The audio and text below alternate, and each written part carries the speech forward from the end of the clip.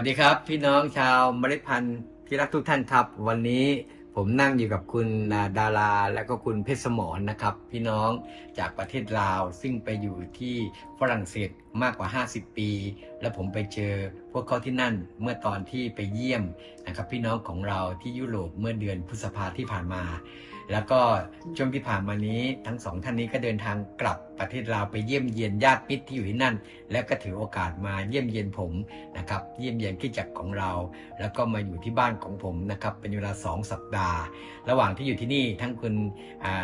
ดาราและคุณเพชรสมรก็มีโอกาสไปเยี่ยมโบสถ์ลูกของเราได้ไปเยี่ยมกลุ่มแคร์ได้ไปใช้เวลากับพี่น้องเยอะแยะไปหมดเลยรู้จักกับพี่น้องมากมายได้มีโอกาสได้ร้องเพลงพิเศษด้วย2-3 ครั้งด้วยกันก็วันนี้เขากำลังจะกลับแล้วเขาก็อยากจะ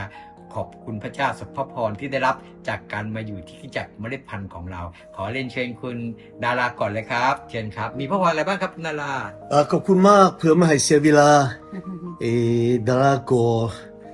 ขอบคุณพระเจ้าดีใจมากที่ได้มาถึงภูเก็ตนี่ได้มาอยู่กับอาจารย์ประมาณ2 อาทิตย์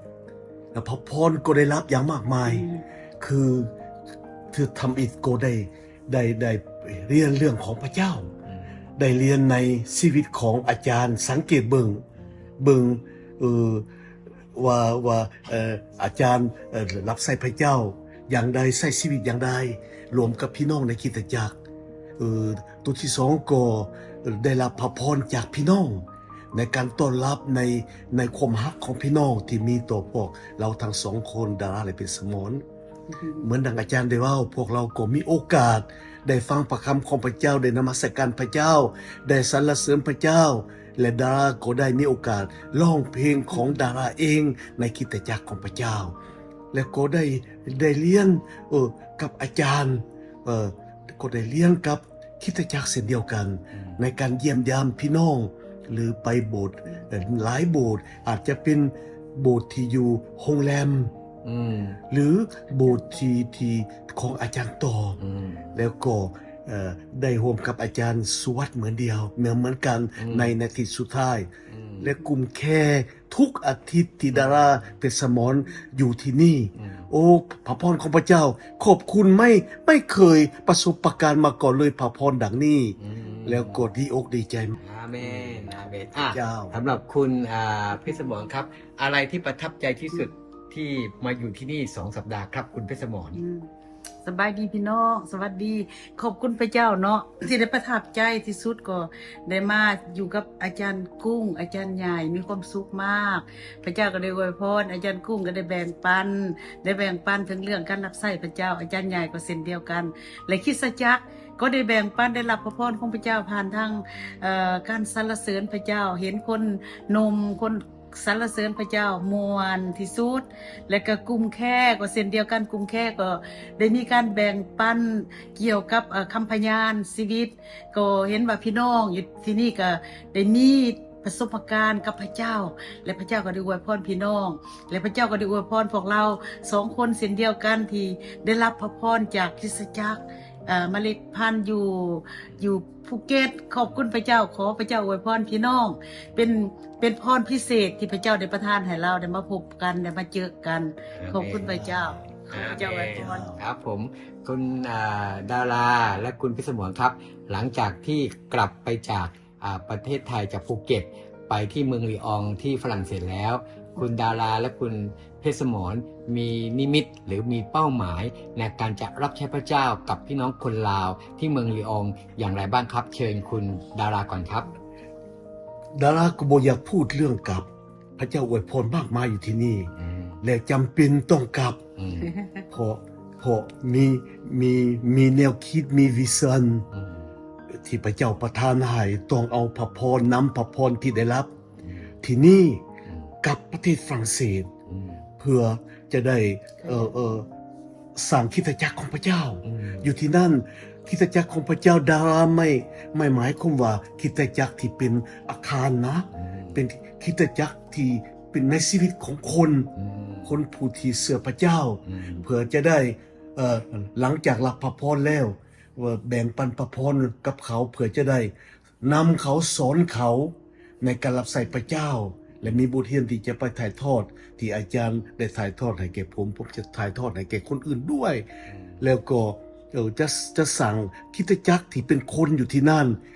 เพื่อว่าให้พระเจ้าได้รับเกียรติยศแล้วต้องการที่พี่น้องคำอธิษฐานของพี่น้อง เพื่อพวกผมอยู่ที่นั่น อาเมน ผู้ว่าไม่ใช่ของง่ายแต่ไม่ใช่ของยาก อืม กับพระเจ้า อาเมน เลยถ้าพระเจ้าห่วมน อืม ำก็พระเจ้าก็จะอวยพระพร อาเมน ขอบคุณมาก ก็คือที่ฝรั่งเศสที่เมืองลีอองเนี่ยมีพี่น้องคนลาวมากมายอยู่ที่นั่น ทั้งที่เป็นคริสเตียนและไม่ใช่คริสเตียน ใช่ แล้วก็จะไปรวบรวมกลุ่มเข้ามา ใช่ ที่จะเปิดเป็นกลุ่มแคร์เริ่มต้นนมัสการพระเจ้าเล็กๆก่อน เล็กๆ นะครับ ก่อน โอเคคุณ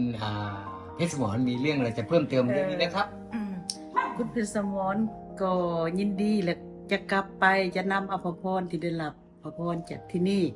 กลับไปถึงพี่น้องที่หลงหาย บางคนก็บ่ได้มาคริสตจักรนานเสียหาย จะนำไปกู้คนจำนวนเหล่านั้น ให้กลับมาหาพระเจ้า ให้ได้รับพระพรของพระเจ้าได้รับชีวิตอันตลอดไปเป็นนิจและก็เราได้รับนิมิตจากพระเจ้าเหมือนกันว่า ให้ประกาศข่าวประเสริฐ เรื่องของพระเจ้าให้คนที่ไม่ได้เคยได้ยินเรื่องของพระเจ้า และคนที่หลงเสียหายไป ให้ได้กลับมาได้มาเสือในพระเยซูและจะได้รับความพ้นด้วยกัน คุณเพชรสมรและคุณดาราจะไปเริ่มต้นทำกลุ่มเนี่ยจะเริ่มต้นจากที่ไหนก่อนครับ ผมคิดว่าสิ่งที่จำเป็นที่สุด คือสำคัญที่สุดนั่นก็ที่บ้านจะเป็นที่บ้านของผม พวกผมหรือต่อไปก็เป็นพระเจ้าอวยพระพรแล้วก็จะขยายบ้านของคนอื่นอีก ก็ได้ ก็ได้ อืม หรือถ้าเป็นไปได้ก็จะอยู่ในห้องที่โบสถ์ของฝรั่งที่รวมกับเขา ก็อาจจะเริ่มต้นเล็กๆจากในบ้านของเรา ใช่ หรือบ้านของเพื่อนเราก่อน แต่ถ้า ใช่ เมื่อมีคนขยายเติบโตขึ้นแล้ว ใช่ ก็อาจจะไปขอใช้สถานที่ของโบสถ์ ใช่ ท้องถิ่นที่นั่น เป็นนมัสการเมล็ดพันธุ์ ใช่ ลาวที่ลีออง ใช่ โอเคไหม ใช่ขอบคุณพระเจ้า ครับผม ใช่มากอาจารย์ คุณเพชรสมรกับคุณดาราคิดว่านิมิตนี้มีโอกาสจะสำเร็จมากไหมครับ ในการเปิดกลุ่มเมล็ดพันธุ์ที่ลีออง มีความเสื่อในพระเจ้า มีความเสื่อในพระเจ้า ถ้าว่าพระเจ้านำเราจะเกิดผลทุกครั้งอาจารย์ ไม่ใช่เราเป็นผู้ทำให้เกิดผลเป็นพระวิญญาณของพระเจ้าทำให้เกิดผล คุณดาราก็มีแนวคิดแบบเดียวกับภรรยา อืม เพชรสมร อืม ต้องหัวใจนี่สถานอยู่อยากเริ่มไว้เท่าที่จะไว้ได้ อืม แล้วก็เสือแน่นอนว่าพระเจ้าจะเพิ่มเติมให้พวกเรานะ อืมในอนาคตเราก็จะจัดค่ายคริสเตียนพี่น้องลาวที่ลีอองเนาะ ใช่ เป็นค่ายประจำปีเนาะ ขอบคุณพระเจ้า ผมก็จะได้มีโอกาสไปเยี่ยมเยียนนะ ขอบคุณพระเจ้า ใช่ พี่น้องครับนี่ก็คือคุณ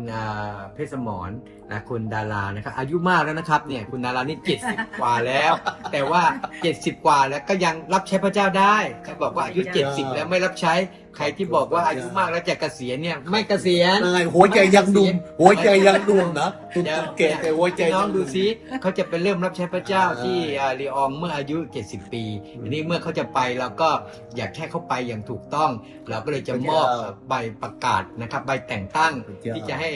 เขารู้ว่าเขาต้องการแต่งตั้งอย่างเป็นทางการจากองค์กรคริสตจักรเมล็ดพันธุ์ ให้ไปบุกเบิกก่อตั้งคริสตจักรเมล็ดพันธุ์ลีอองในอนาคตแล้วก็จะเฉวยโอกาสนี้มอบให้เลยนะครับ อันนี้เป็นใบประกาศนะครับ องค์กรคริสตจักรเมล็ดพันธุ์นะครับ ขอยืนยันว่าได้ส่งคุณดาราและคุณอภิสมรไปบุกเบิกก่อตั้งคริสตจักรเมล็ดพันธุ์คนลาวที่เมืองลีอองประเทศฝรั่งเศสนะครับได้อย่างถูกต้องทุกประการเนาะก็ขอพระเจ้าอวยพรให้การรับใช้ที่นั่นเกิดผลอาเมน